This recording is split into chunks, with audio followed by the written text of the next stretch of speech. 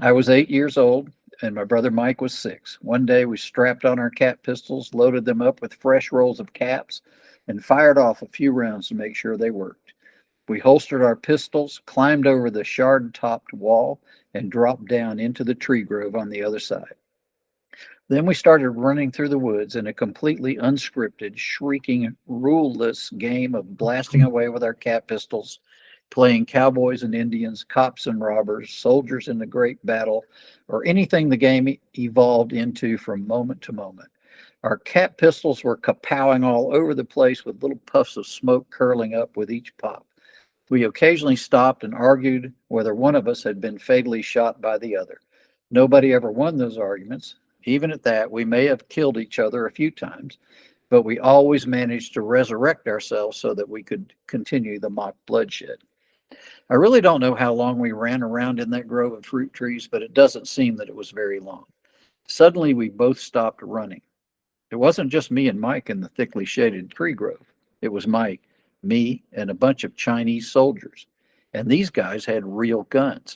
We stood there for what seemed like a very long time looking at the soldiers. They stood there looking at us and talking to one another. Two of the soldiers walked over to us and took our cap pistols, then herded us toward what seemed to be the center of the tree grove, prattling back and forth in their fast paced language the whole way. There, on a porch in front of a thatched hut on a big chair, maybe it was throne, sat a bald man in a Chinese army uniform. I mean, the throne wasn't gold gilded or anything, it was just a big wooden, ornately carved chair.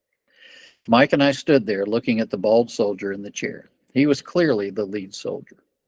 The men talked to the bald soldier, occasionally pointing at us and the cap pistols. Then the soldier took our cap pistols, handed them over to the throne soldier. He looked them over carefully, pointed one in the air, and pulled the trigger a couple times, letting loose two puffs of smoke. He laughed, and all the other soldiers laughed too. Mike and I didn't laugh. I looked over at Mike.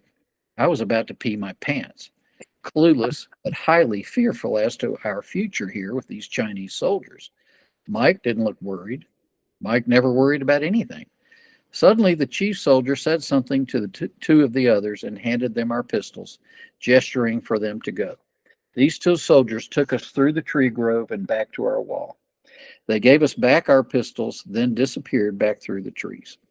We scampered over the wall and ran back to the house. I don't really know what I did the rest of that day. I know neither Mike nor I mentioned it or talked about it. Well, this little adventure name never came up again until Mom's 80th birthday party in 2002, some 47 years later.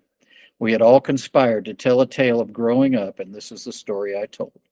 Mike didn't remember a thing about the Chinese soldiers.